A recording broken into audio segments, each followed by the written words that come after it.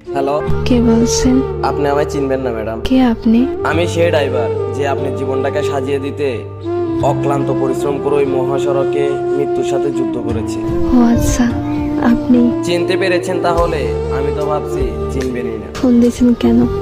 আমি ফোন রাখলাম। কয়েকটা কথা বলার জন্য ফোন দিয়েছি, একটু দাঁড়ান। আমি অপরিচিত কারোর সাথে কথা বলি না। সত্যি কথা বলতে কলিজার সাথে মিশে থাকা মানুষগুলোই না খুব তাড়াতাড়ি অপরিচিত হয়ে যায়। তো তো আর কিছু না, শুনলাম কাল নাকি আপনার বিয়ে। বিয়ের কথা জানেন, তাহলে এখন বলতেছেন কেন?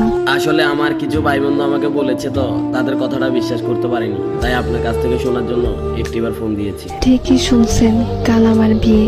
কি বলবেন তাড়াতাড়ি বলেন। আর কিছুই বলার নেই, শুধু একটাই প্রশ্ন, আমার কি দোষ ছিল? আমার ভালোবাসায় তো কোনো কমতি ছিল না, শুধু পেশায় ড্রাইভার বলে আজ আমায় ছেড়ে কোনো প্রতিষ্ঠিত ছেলের হাত ধরে চলে যাচ্ছ তুমি। তোমার কি ওই কথাটা মনে আছে?